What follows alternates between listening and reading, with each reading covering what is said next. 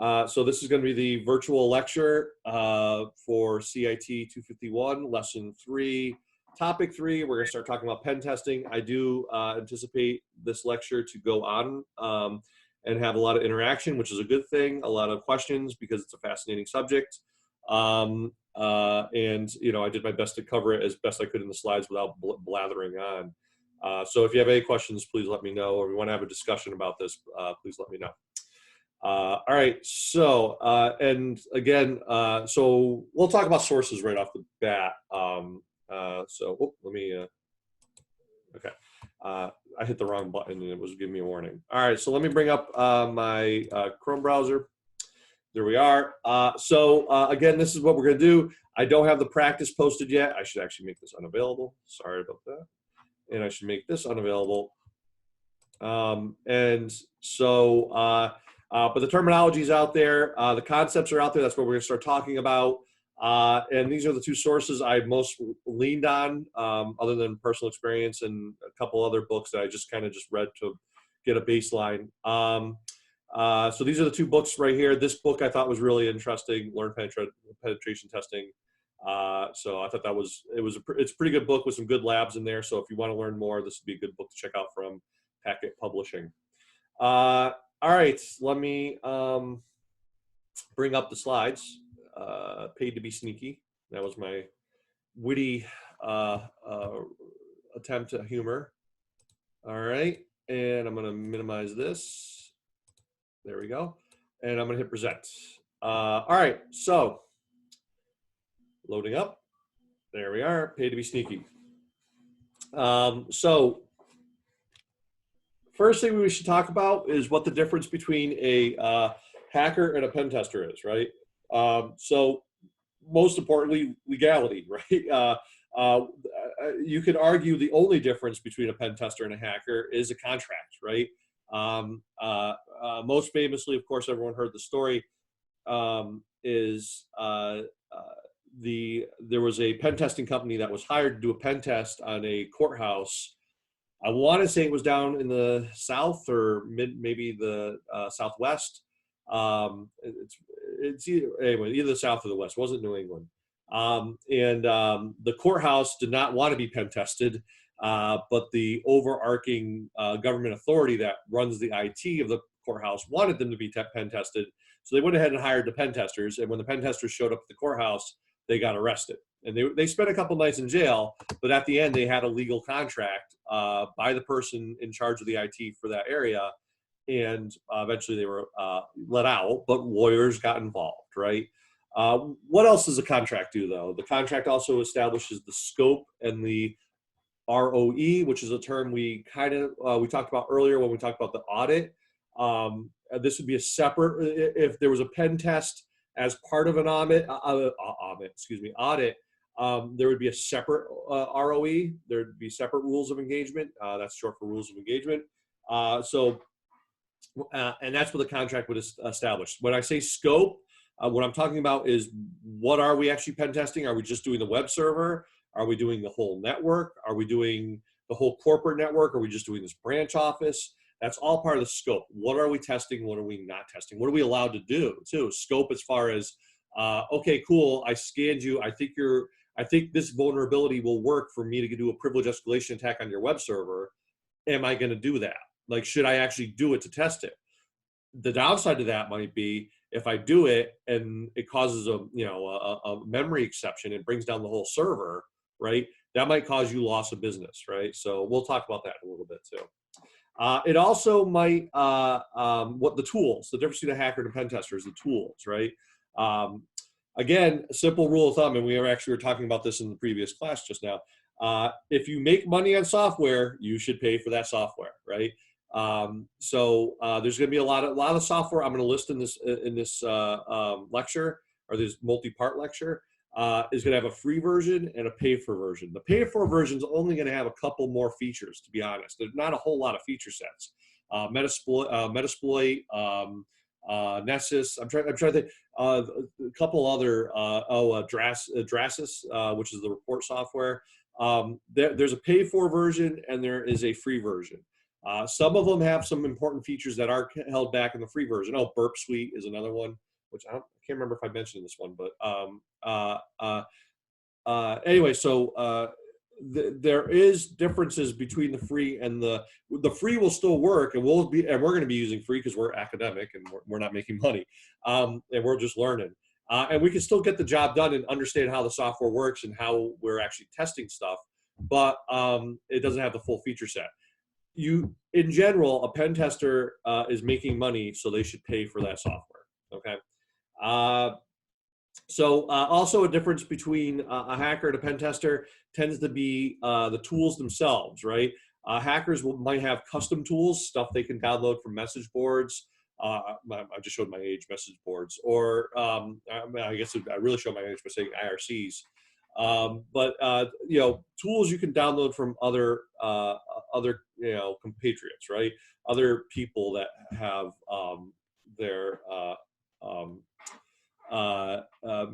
have their own tools that they've made themselves. Also, so they'd have more cutting edge tools possibly too, right? Or stuff they made themselves, right? Stuff they kind of just threw together.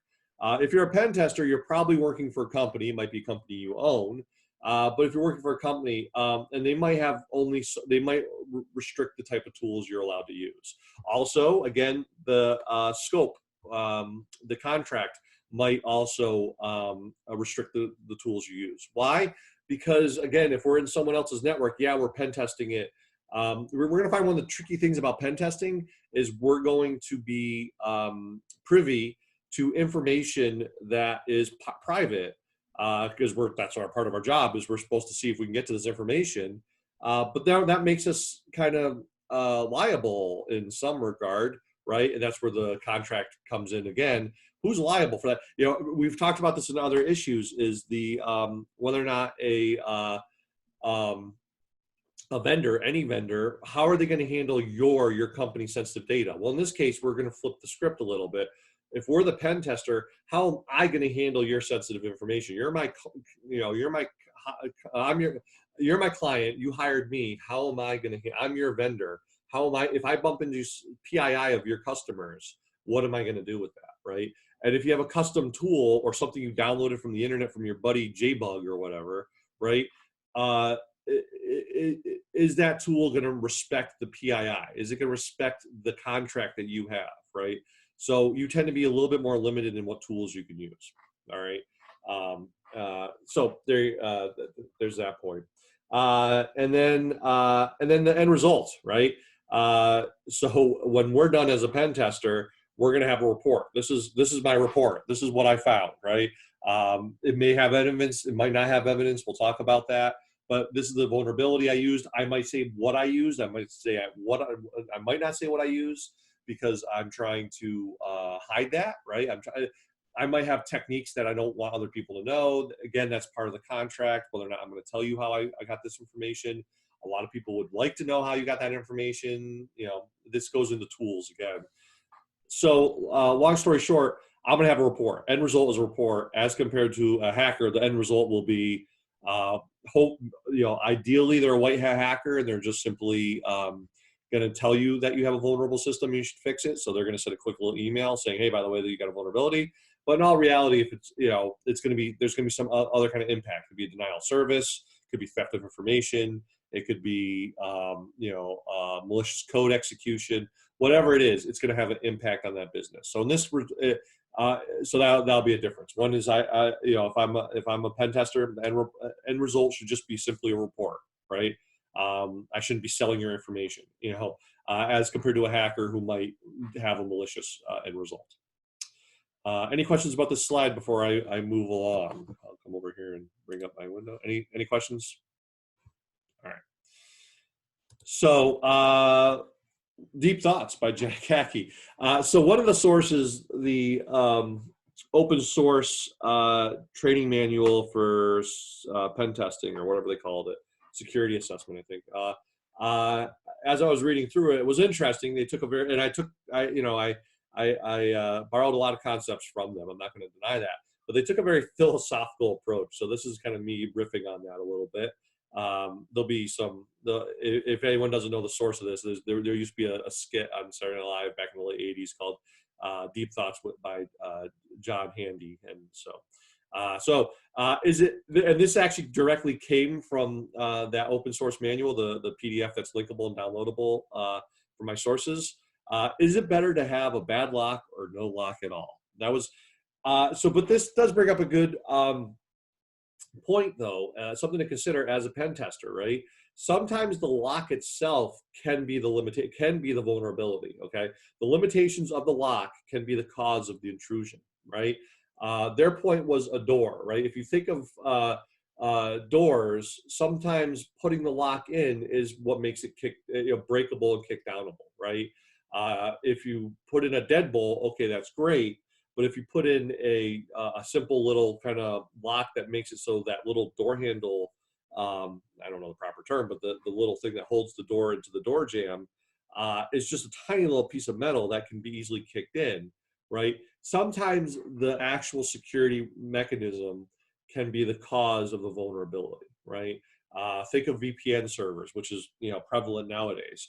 What if so we put in a VPN server, so we have end-to-end encryption. Yay, that's great. What if we didn't do a very good job securing that VPN server, or we don't update it, and there's a vulnerability, and it allows someone to connect up to that VPN server and now have access to bypass our firewall, right? So that's something to keep in mind. Okay, again, kind of philosophical, but deep thoughts by John Hackey. All right. We're going to talk about rules of engagement. I kind of went on about it a little bit more, but there's more to talk about there as far as like, what do we know ahead of time, right? Let's talk about rules of engagement. Again, establishing the scope. What are we going to probe and what can we penetrate? We talked about that. This brings up another good point. What about something I didn't consider before I started researching this? What about third parties, right? Do I get to hack your cloud services, right? If you contract with a cloud service, and you're running Amazon Web Services, and you have a couple servers out there, a couple database servers, do I get to attack those, right? How does Amazon feel about that, right? So that's something we need to establish in our rules of engagement with the contract, right? What happens if we accidentally denial service you, right? If we cause a loss of business while we're doing our pen test, can you sue us, right? Here it is, OSSTMM, Open Source Security Training Manual, something. Anyway, what happens if we accidentally DOS you, right? What if we didn't do a denial of service on you, right? Sorry, but are you going to be able to sue us? Can you turn, this contract would protect us against lawsuits, essentially, right? We have a contract. I warned you that by testing your web server and doing an actual exploit, I might cause your web server to go down, right? I warned you of that. So you can't sue me, right? Well, you can still sue me, but at least I have good standing in court, right? This is a big concept. So I'm going to pause right here and ask if anyone has any questions about that scope right there as far as establishing what we're going to attack, third parties, or loss of business. All right. Mo, did you have a question? No, I don't. Okay. I saw you jump on for a sec, so I was all right. All right. Now the next big question is who knows what, right? Third parties. Okay. Do the third parties know? So who knows what? Here's a nice little graph that was on that PDF, which is downloadable from my sources. It's a little two-axis graph. Simply says target's knowledge of attack, attacker's knowledge of the target, right? So how much do I know as the analyst, right? I'm going to use the term analyst instead of attacker because you're not really an attacker, you're an analyst. As the analyst, as someone that's been hired to do the pen test, what do I know about your network before I do the pen test, right? Do I know nothing, right? I'm completely blind, as the term blind, right? They call it double blind if the target doesn't know about it too. We'll talk about that in a sec. But what if I'm completely blind, right? And I'm on this side of the graph, right? Where I don't know anything about your network. All you say is, listen, here's our web server, right? This is our company. And again, we're going to talk about different research methods and what you can find out and not find out. But this is my company. We want you to pen test us to see what a hacker would do, right?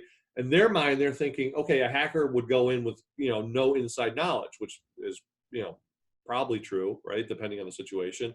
And they want to see what I can find out, what I can do, right? You can understand the logic in that. That's kind of called a blind, right? A double blind, the other extreme, is the target's knowledge, right? Are they going to warn their IT staff that I'm going to attack them, right? Now, this comes really important because part of pen testing is social engineering, okay?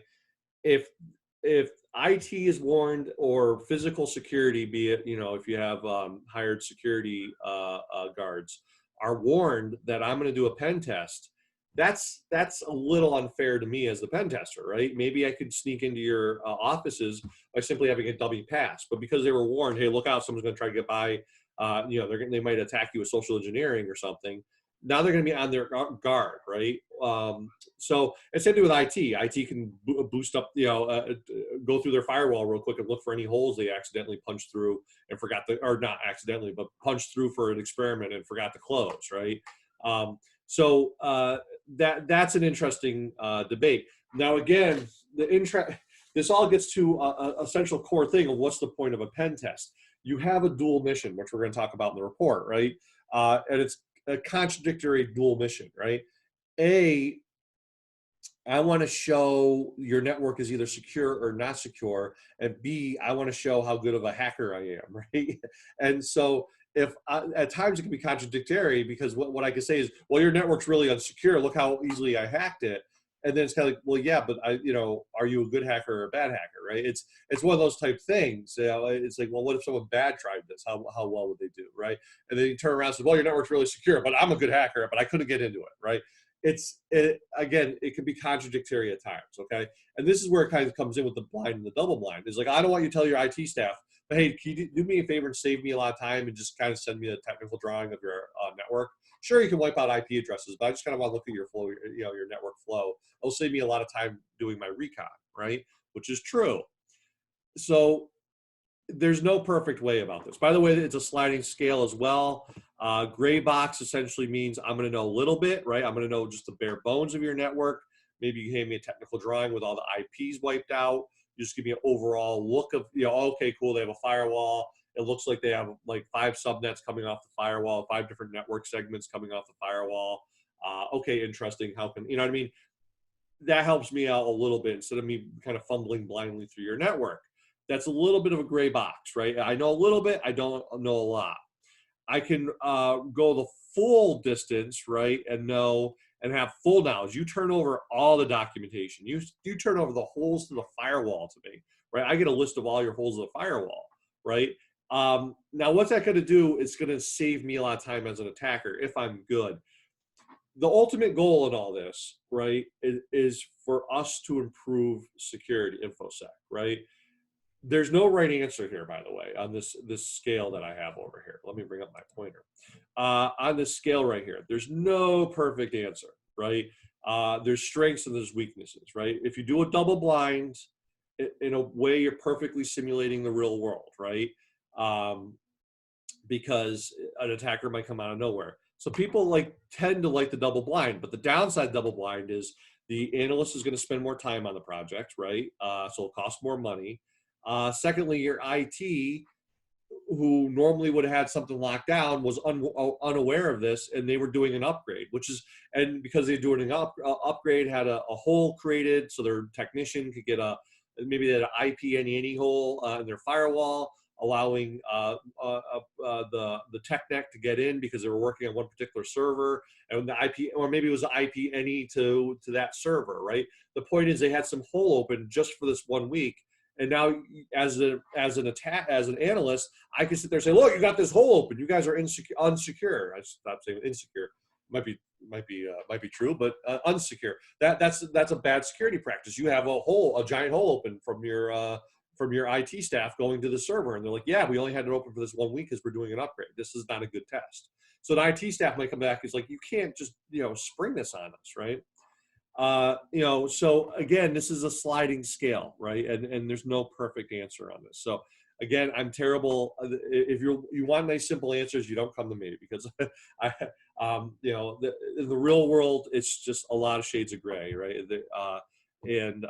This can be a sliding scale. On the extreme end, you have the tandem where we know everything, right? I meet with the IT staff. They know me. I know them. Right, I might even do a walkthrough on attack with them. Right, I walk up to the guard. security guard and I say, hey, look, if I produce this badge, would you let me through? Right? And the guard, if they're honest, will say maybe. If the guard is not honest, they'll say, no, no, no, I know exactly what I'm doing. But again, the whole point of this, the ultimate goal is to improve the infosec of your client, whoever's hiring you. All right. I think that's, yeah. So any questions about that as far as knowledge? So I'm going to use multiple terms on this, and there are multiple terms. If you go back to the definitions, we have all the definition: blind, double blind, gray box, double gray box, tandem. There's also terminology called black box and white box, which we've talked about before, and I thought was in here, but maybe it's not. Maybe I took it out because oh, you know what I did was I put or, I think, yeah. Double gray box, tandem. No, I just took them out because it was confusing. There's also the term, so I took it out. This is more detailed, the whole double blind, double, they use the term gray box. So the term black box and white box are sometimes used. I'm making sure I didn't put it in because I thought I did, but I might take it out because I do try to keep this definition list down, believe it or not. So the more common term in the industry, this is a more detailed, which we got from the open source, open standards. The more common term you're going to run into in the industry is white box, black box, and gray box. Black box being, I don't know, and it comes from software testing is actually where it comes from. Black box means I don't get any details as the tester in software testing. So I don't get to see the source code. I'm testing your code. I'm fuzzing it, which is a term here. Fuzzing means I throw a bunch of garbage data or pointed data or data that I know breaks other systems. I can throw weird integers at it to see if I can break your software, okay? I don't get to see the source code. I'm just trying different techniques to break your software, right? That's black boxing, okay? And then we've taken that term and moved it over to pen testing, where I sit there and say, okay, I don't know anything about your network, and I'm gonna try to see if I can break into it. That's black boxing. So that's and kind of why this is black here, right? And then the opposite is white box, where you know the software code, or in this case, I know things about your network. I know your network's IP addresses. I know your subnets. I know everything, right? I even see your firewall holes, and I'm going to try to break it. That'd be white boxing, okay? I didn't go too deep into that. I'm just giving you a heads up on that terminology. All right, so you can call a double blind or even a blind a black box. You could call the gray box or double gray box a gray box. So for simplicity's sake, this is the talk CIOs might have. And then you can call tandem and reversal white box, because the attacker knows everything about the box, right? Knows all the inside dirty secrets before they start attacking, okay? This system here with the blind, double blind, tandem, what this is doing is it's including both the target's knowledge and the attacker's knowledge, all right? So now it's a 2-axis scale. Any questions before I move on?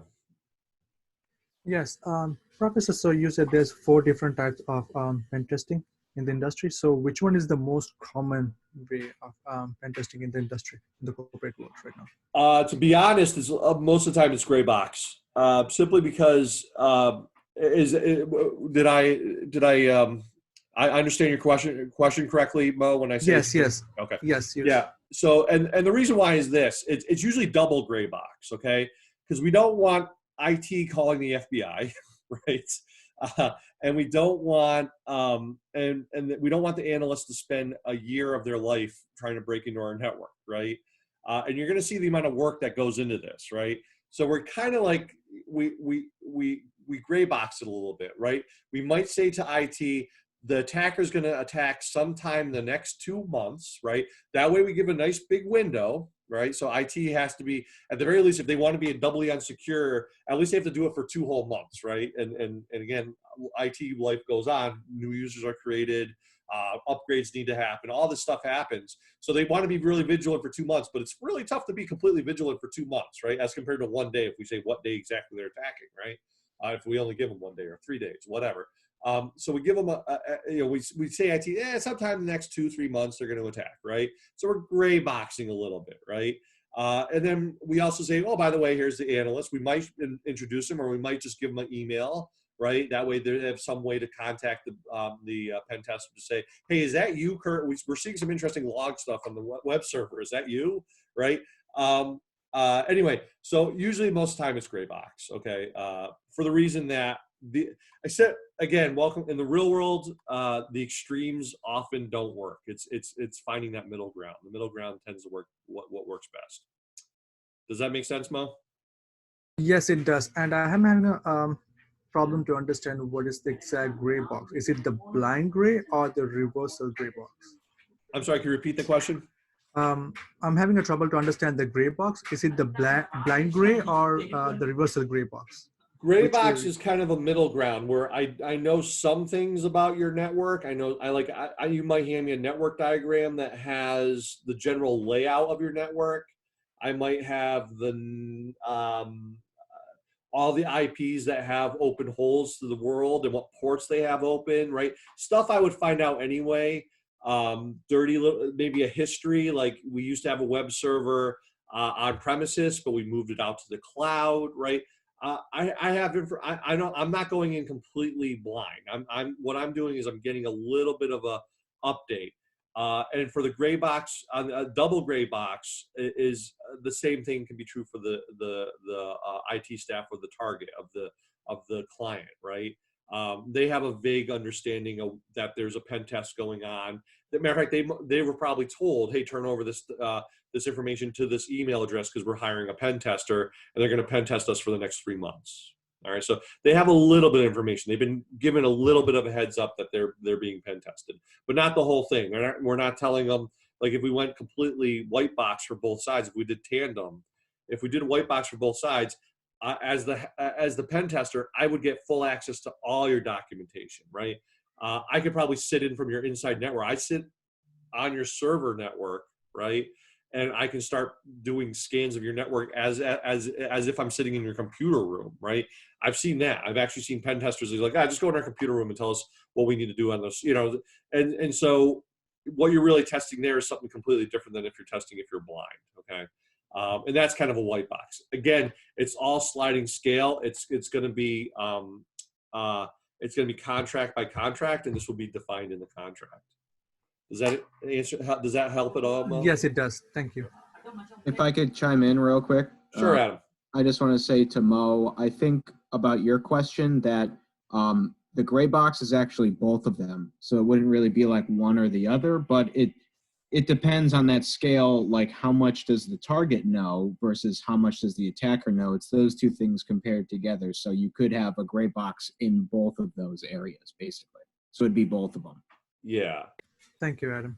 Yeah. So yeah, you're referring to this gray box up here, and the fact you call it double gray box. Yeah, like there's one black box, which signifies, black box can only be this way, and white box can only be this way and this way. So they're like clearly defined, but I mean, pun intended, the gray area is kind of like wishy-washy in the middle. But just looking, I had to stare at that graph for a little while just now, but it's really just based on how much does the target know and how much do you know, and the gray box could end up anywhere in between those.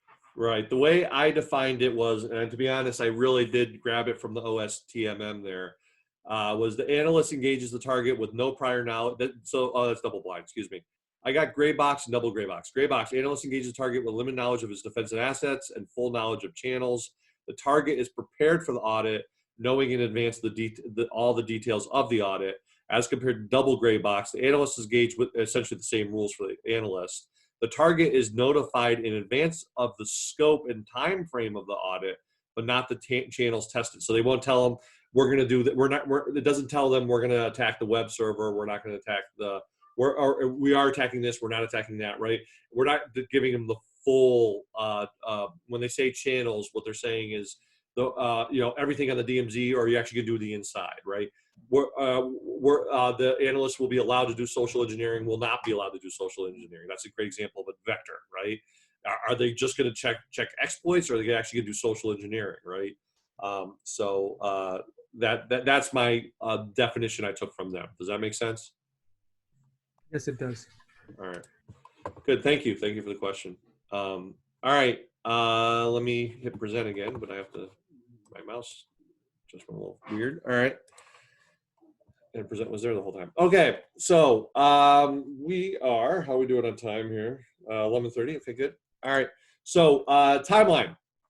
some other things that we need to establish in the rules of engagement. Timeline. We talked about this was part of the gray boxing, black boxing. When can we start and when should we end, right? Are busy times good or bad? I kind of just mentioned that a little bit, right? IT gets busy. And we've talked about this in other classes, right? When IT is busy with a whole bunch of new users or a new satellite office or a bunch of upgrades, push out a new web app, push out new servers, right? That is when a lot of security lapses take place because, again, change management, right? Do we want to test change management? Do we want to make sure when IT does do a change that they're able to clean up their mistakes, their holes, their vulnerabilities in a timely fashion, right? Within the week, within a couple weeks, within a month, right? And then the big question is it a legit security audit if we test them when they are deploying new servers, right? If we sit there and say, hey, look, you guys have this giant hole, and they're like, I've used this example before, but because this comes from our real world experience. I've done it. I've sat there and someone said, listen, I'm deploying the server on the DMZ and I need to do all kinds of upgrades and get into various ports. Can you just give me an IP any hole from my IP to that IP to make my life easier? And I said, sure, we'll do it. We'll do it for a week. I'll put an expiration date on there. I'll put a reminder in my calendar. And at the end of the week, I'll ask you, are you all set? And I'll either close it or open it based off what you said, right?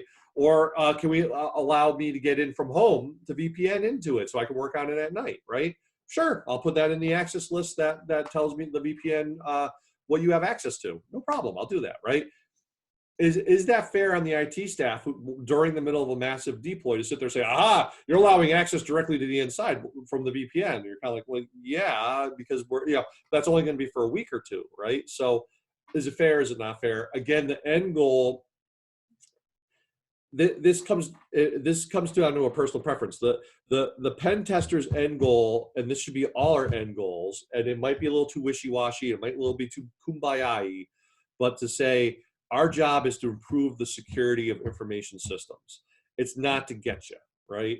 It's not to sit there and say, ha, right? So if you really have a bad pen tester, they'll say, yeah, I love to do busy times. That way I can get this giant report of all these errors they had. They look like idiots, right? And you're like, yeah, but are you saying they shouldn't do this during deployment? Because it's for a week. It kind of makes sense to do it, right? People want to work on a server they're deploying from home because they want to be home with their kids. It's one of these things.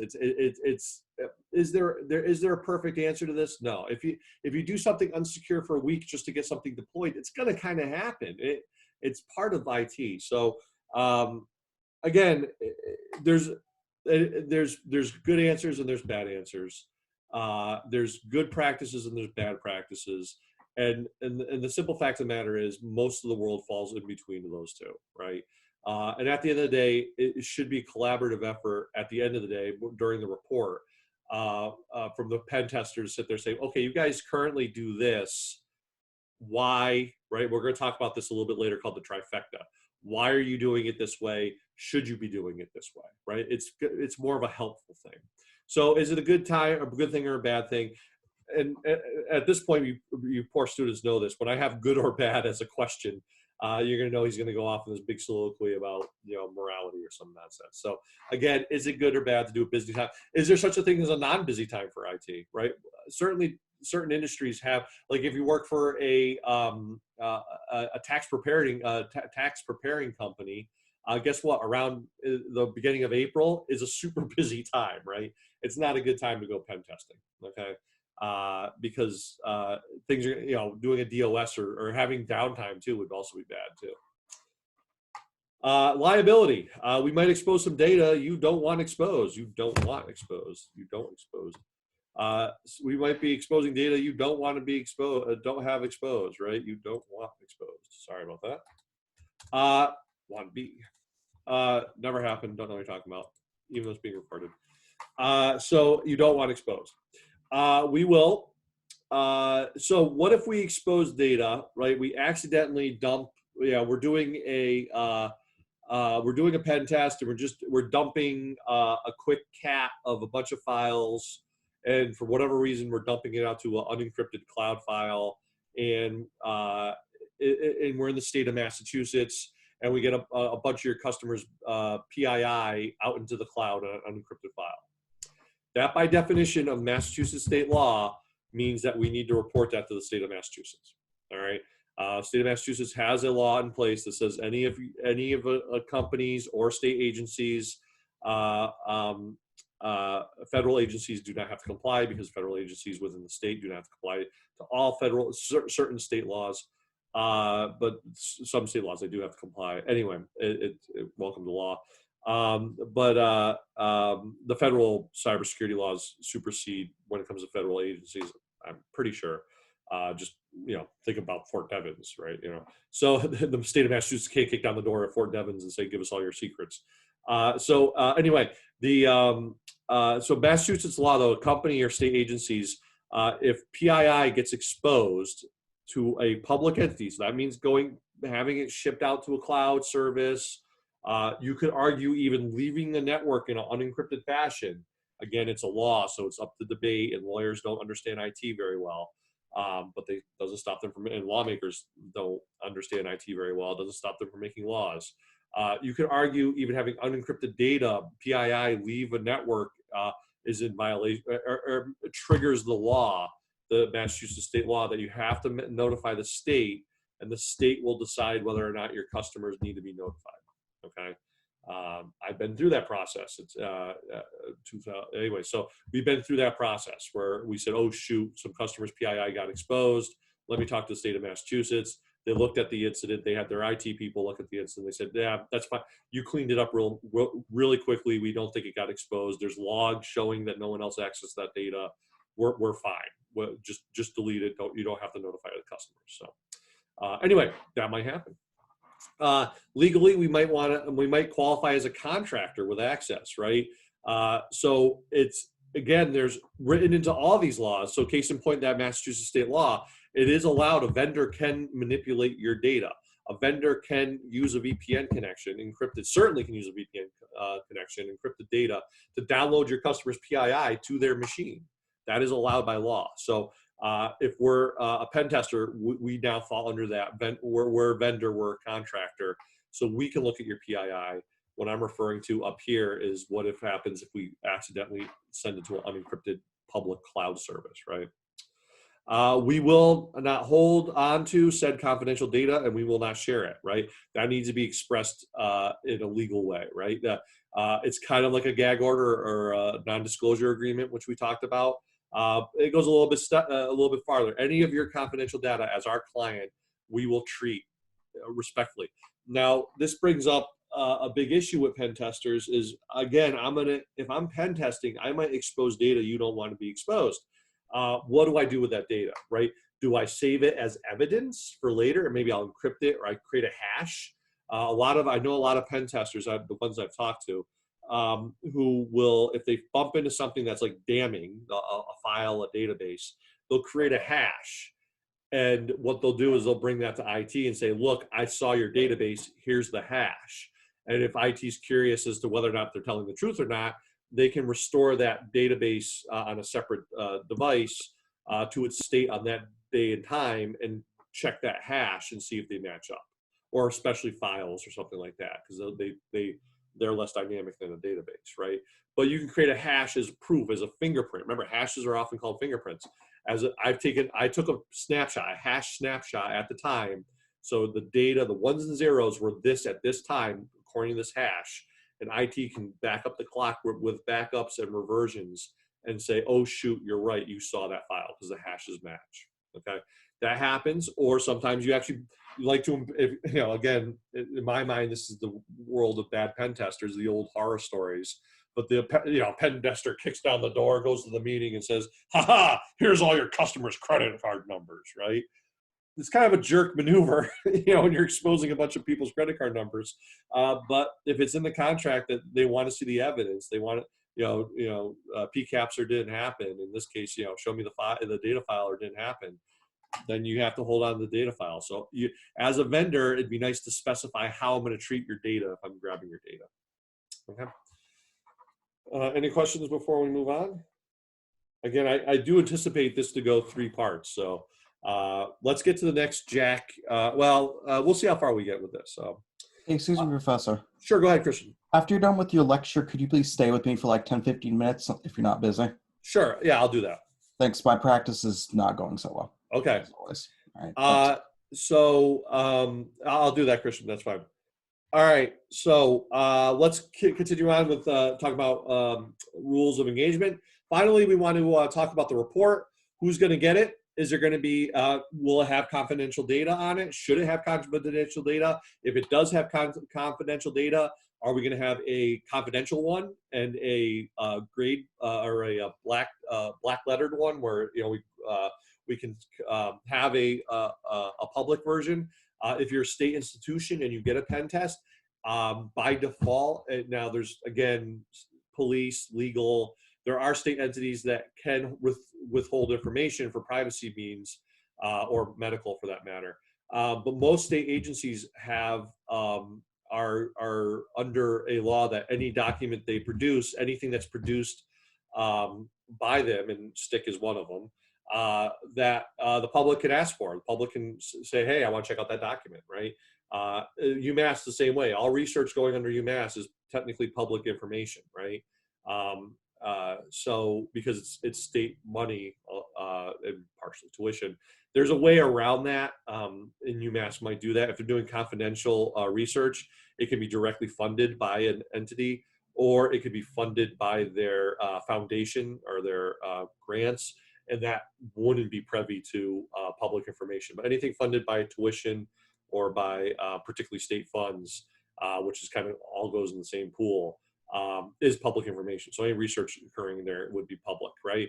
But the point is, if you're a state institution, you might have to release your pen test to the public. That's not good, right? Look at all our vulnerabilities, everybody. So there, you can have a redacted, that's the word I was looking for, redacted version of that pen test, right? We sit there and say, okay, our overall, we'll talk about the report. We're going to talk about the format. So the executive summary would probably be only slightly edited. The findings would be heavily edited, right? And redacted. But there would be a public version and a private version, okay?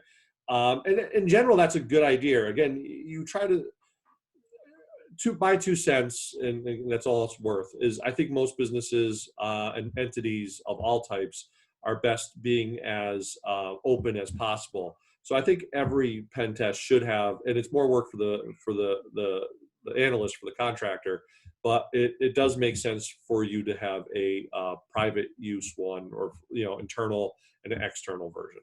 All right. So who gets it? What's going to be in it? Opinion versus facts. Again, do you want my assessment as an analyst, or do you want me just to say what I was able to break into and you'll come up with your own assessment? We can define that as part of the rules of engagement, as part of the contract. Confidential data or scrubbed, again, 2 versions, we talked about that. Do we need to keep a copy? Do you keep a copy? So in other words, as the vendor, right? And again, politics might come into this, where a CIO pays us to do an assessment. We present the report, and it's written in the contract that we do not keep a copy. So we, as good vendors, or good standing citizens, delete our copy. And then 3 months later, a new CIO comes in and says, "Hey, can I see that report? My predecessor didn't like it and deleted it, and deleted all existing copies as far as we know." And we'll say, "No, we deleted it." Or do we keep it, right? So that's something a CFO might actually look into in the contract. That's something MBAs are taught to look into, is like, why are you deleting data? Like, there better be a good reason for that. All right. Do we need to? Because again, remember, any good businessman wants COGS. They don't want highly talented people. They want COGS, because COGS can be replaced. So whenever they see something that's like, "What do you mean only you can do this, and no one else can do this, and you're not going to train anyone else to do it," that sends up alarm bells to MBAs, right? To business administration folks, right? And as it should, right? Because it's not good for the business to have it all riding on one person. What if they get hit by a bus tomorrow, right? So anyway, so that's one thing they'll look for, is like, why do you tell them they can't keep a copy, or should they keep a copy? The argument to not keeping a copy is like, hey, that's got damaging information on our company. We don't want them to keep it. Again, that's going to be primarily up to your client. Do we need to reveal our techniques and our tools? That is hotly debated in the industry right now, particularly at the top end pen testers, because they're like, why would I tell you how I did it, right? All I'm going to do is let your IT staff know who they can turn around and tell another pen tester, right? Especially if I have custom tools and you want to see my custom tools, right? The custom scripts I've written, no, thank you. I won't share that, right? So we wanted to find that in the contract, whether or not we're going to reveal our techniques and our tools. And then finally, part of the contract, payment. The payment, how are we going to get paid? Are you going to pay me half up front, half at the back end? As I like to say, pay me now or pay me now. Either way, pay me, right? I used to like get paid up front. That way, I know the money was good. But I did a lot of work with small companies that sometimes all of a sudden when the bill was due, I had financial troubles. So anyway, particularly if you're buying hardware or something, you definitely want to get paid up front. But that should be part of the contract, is how much and when, right? When, how are the installments going to come? If you're doing anything for the state or the government, usually it's either half and half or all back-end payment. That's just how the government, being a little bit more financially stable than a lot of small businesses, has a little bit more leeway, or not leeway, I should say, but credentials to sit there and say, we'll pay you at the end, right? If the state of Massachusetts can't pay the bill at the end of the day, I got bigger problems than one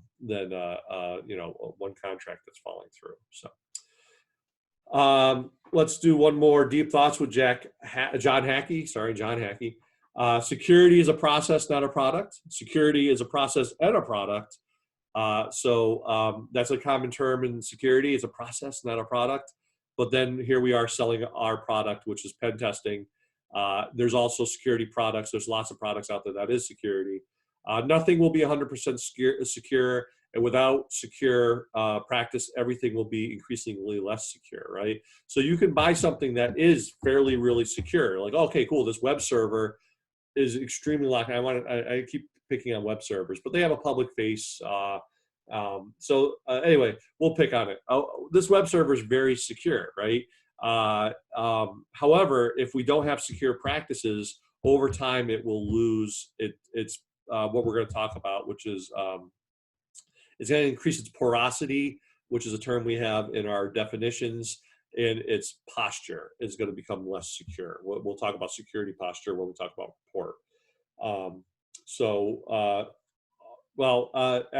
After this talk, I'll talk about, we talked about risk assessment. We talked about the fallacies of risk is 0% or 100% secure, or 0% risk fallacy. And I missed the perfect example. And someone brought it up over the radio over the weekend. I went, oh, I missed this. It explains something, is toilet paper. We're living through it right now. The fact that toilet paper keeps flying off the shelves is because in a very anxious time, which we're currently living in, a lot of people, especially, believe me, my age, I'm reading all these stories of these 45-year-olds who are dying. Of course, it's a misrepresentation of what's actually going on, but it's an anxious time, right? You feel anxious, right? Well, one thing I can control, if I'm in a store and there's toilet paper, that by God damn it, I'm not going to run out of toilet paper. So I'm going to buy 3 cases of it, right? It's the thing I can control. So I'm going to have 0% risk, at least in this thing, even though I'm at risk in other things. I'm going to focus on this thing because it feels good. Okay. I missed that before. So Yeah, I once saw here. a couple that bought $420 worth of cereal at Walmart. And I was like, it's kind of a reassurance type thing. So I guess who needs 100 boxes of cereal that are under $4? That's over $100 worth. That's over 100 boxes of cereal. That's crazy. So next, we're gonna end here with this talk. Next part of the lecture, we're gonna talk about investigations. We're actually gonna talk about methodologies. If you dissect this is gonna get weird. So this is pretty straightforward, where we talk about rules of engagement. War game without rules is just a war. I'm talking about the top part, the title here. My mouse is just kicking in. There it is. War game without rules is just a war. However, you're going to start seeing this weird stuff, investigations, invasions, and then we're going to do informing. We're going to have all these ways to remember it. We're going to have induction, inquest, intervention, right? So we're gonna have all these kind of weird, or recon and force, or active information gathering. the point is there's going to be lots of different ways to think about methodologies, right? Think of all the detective shows that we've watched over our lifespan, right? Columbo, most famously, they're rebooting Columbo. I like Columbo.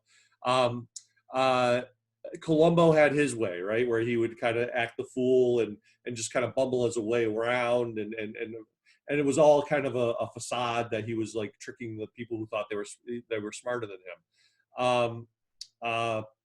As compared to Agatha Christie novels, where Perot came from upon high. I am smarter than you, or Sherlock Holmes, certainly, right? Sherlock Holmes is the ultimate example. I'm smarter than you, and I'm going to demonstrate how much smarter than you, and I'm going to run circles around you, right?